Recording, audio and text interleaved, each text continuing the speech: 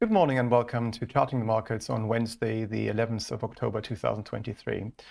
Dovish comments earlier in the week by Fed officials helped to support risk appetite, and the suggestion that the Fed would not look to hike rates further this year has provided a change from the more hawkish tone of the last few months.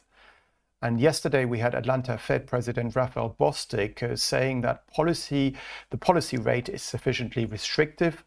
And this led to Asian markets, US and European stocks rising.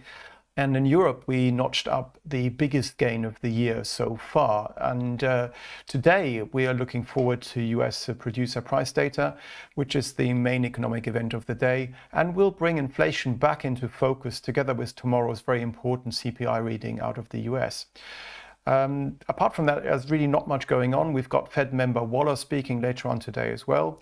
But given the 2 or 3 Fed members this week already who have been more dovish than had been expected, and basically this leading to expectations of a further rate hike by the Fed being seen basically being wiped off the table, and the expectations of a rate cut next year being brought forward by the financial markets from about September to now June or July of next year, all of which has led to equity markets rallying.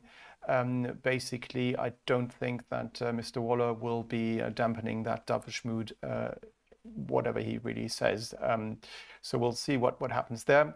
And then also today we see the start of trading for Birkenstock. Birkenstock is having its IPO, and this has been priced at $46 per share.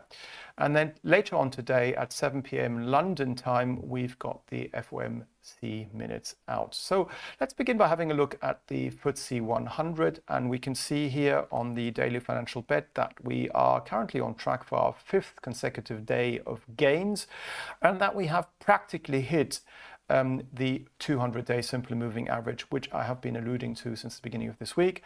So we've practically hit our upside target here at 7,650. And what we need to do from a technical perspective, from a medium-term perspective, is to rise above the last reaction high. That is to say, a high which is higher than the one to its left and to its right here on the daily candlestick at the end of September, which was made at 7,675. So basically, as soon as we close on a daily chart closing basis above 7,675, further upside is likely to be seen, and that should not just take us back up to the July and August highs and September highs between 7,723 and 7,747, but more likely all the way back up again towards the April high at 7,938.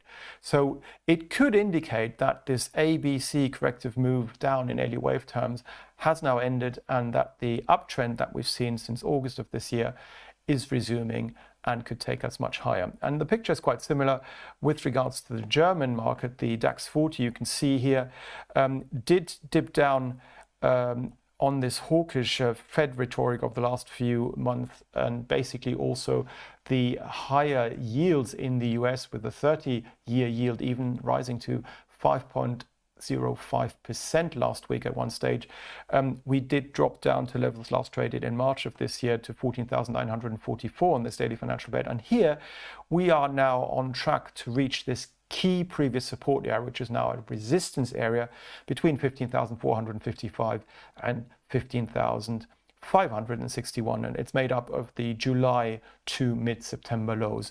So short term, I wouldn't be surprised if we are capped by this area, but once we manage to break through it, which I expect to happen over the coming weeks, provided we stay above the low we made at the beginning of this month at 14,944. Well, once we've broken above 15,561, we have the 200-day and the 55-day moving average inside, and also the July to October downtrend line, all of which comes in between 15,659 and 15,701. And then we should have a follow-through taking us back to the late August and September highs around the 16,000 mark. So that is what the charts look like at the moment. But as I said, short term, we can see some consolidation simply because we have hit this really important resistance area now. And the same has happened in the US. And you can see here yesterday, we had our third consecutive day of gains take us right into this key resistance area made up of the late June to August lows between 4,328 and 78. And even though we managed to very briefly break above that intraday, we did close right within it yesterday. So short term, basically, some consolidation is likely to be seen. But if the upside momentum were to pick up again, having dropped off slightly yesterday, then we would head towards the orange line here, the 55-day simply moving average at 4,425, and also the late August high at 4,474. Now, once we rise above there, we've got basically these highs going back to September, 4,540, and also the highs from July, 4,607, back in view. And the reason for this is that this decline we've seen since the July highs can be subdivided into three corrective Elliott waves, A, B, C, and if that is the case, we should make new highs in the coming month into year end. The US dollar has actually started to come off over the last 5, 6, 7 days now. And you can see the impact of this on some other currency pairs, for example, the euro. And you can see the euro being the gainer here and is currently on track for its potentially 6th straight day of gains. Now, short term, we might see some consolidation, though, because we're approaching this July to October downtrend channel resistance line, which comes in around 106.30. And we need to rise above that and also above the last reaction high, the late September high at 106.17 on a daily chart closing basis today or tomorrow or the day after for us to confirm a bullish reversal to the upside from a medium-term perspective. And that would then take us out of this downtrend channel towards the 200-day simple moving average here and also the late June lows between 108.27 and 34. So this would be the upside target in case of 106.17 being taken out on a daily chart closing basis, i.e. the euro against the US dollar closing above that level, 106.17 on a daily chart closing basis. When you look at the Canadian dollar, what we can see here is that we have come off a multi-month high. We rallied last week to 137.85, and that was the level last traded back in March of this year, but are now coming off again. What is interesting here is that we see some negative divergence. You can see that this high here has not been confirmed by a higher reading of the relative strength index, because if you go back to the previous high in September and also in August, you can see that the RSI was trading slightly higher at that stage here. So it doesn't come as a surprise to technical analysts that we're seeing this reversal to the downside over the last few days. And what is happening at the moment is that the volatility is coming out of this currency pair, but I wouldn't be surprised if we were to continue to slide towards not just the 55-day simply moving average here in orange at 135.17, but also back to the July to October uptrend line and the 200-day moving average here in red around 13,417, 13,400, what am I saying? Sorry, 134.62 and 134.70. So that's the downside target area for the US dollar against the Canadian dollar. Now, short term, we might come back again, but provided that the early September high at 136.94 caps, further downside for the currency pair is likely to be seen over the coming weeks. And another currency pair which has been trading in very low volatility over the last week or so is the US dollar versus Japanese yen. Now, we haven't had confirmation from the Bank of Japan that it did intervene last week, but we saw this nearly 2.5 or 250 pip down move in the currency pair. And since then, market participants have been spooked, and that's why the volatility has been decreased here, basically because of those potential rumors of intervention by the Bank of Japan, or at least that it's getting ready to intervene around the psychological 150 mark. So therefore, nobody is trying at the moment to push the currency pair back up towards these levels again, and is rather worried about perhaps the currency pair being pushed down again. But basically, we're just trading sideways at the moment.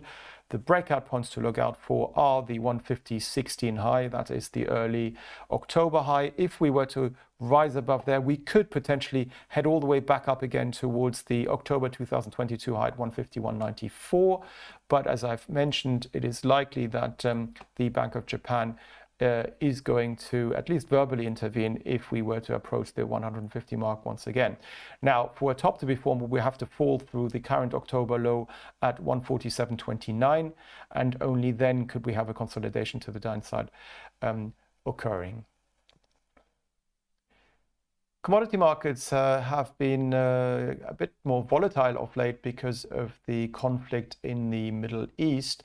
And you can see that on the oil price here. When you look at WTI, we had a top in WTI which formed at the end of September and took us all the way back down again to $81.21, last week's low.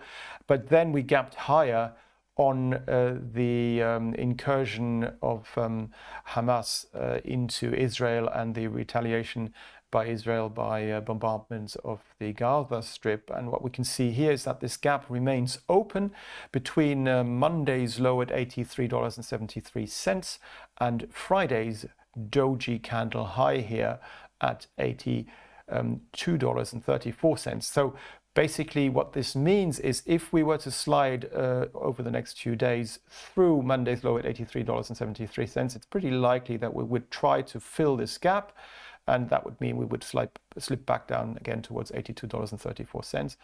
But if the situation in Israel and Gaza were to escalate, then perhaps we could rally above Monday's high at $86.11 and could head back up again towards the psychological $90 mark. But right now it looks as if there is very little volatility at the moment, and that we could actually slip back over the next few days. Now, the gold price we always look at, so I thought we'd change it today and look at silver instead. And what is interesting here is that the silver price did also gap higher like the gold price did on this these Middle Eastern tensions on Monday. But here, with regards to silver, we actually closed the gap, which we didn't do on gold, straight away on Monday. And since then, we consolidated and we are now heading back up again.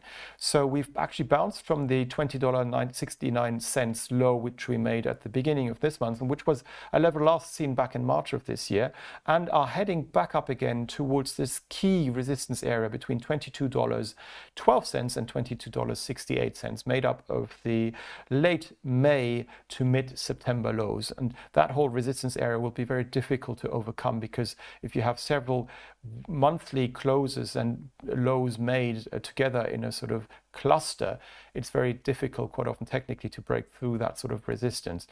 So short term, I wouldn't be surprised if we were to be capped by that resistance area going forward.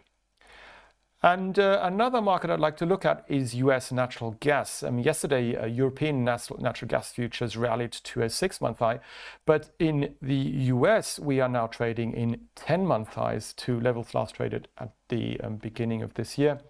And you can see here, on the 12th of January, we were trading at $3.74, which is a potential upside target for the price of US natural gas at the moment, if we were to rise above this week's high made on Monday at $3.58.5. But you can see here that the upside momentum is on the wane, so we are losing upside momentum here, and that could indicate that, like gravity, over the next few days, the price of natural gas might actually come down again and might normalize. But right now it is still pushing higher, and the reason for this last week was that basically we had a much colder weather forecast than previously, and these led to gas suppliers basically worrying about significantly increased demand for gas over the winter month, and that then pushed the future demand up and futures up as well, as you can see here with the price of natural gas futures now hitting the $3.58 mark. Thank you very much for watching Charting the Markets with me, Axel Rudolph. Please feel free to follow me on X, formerly known as Twitter. My handle is at AxelR_IG.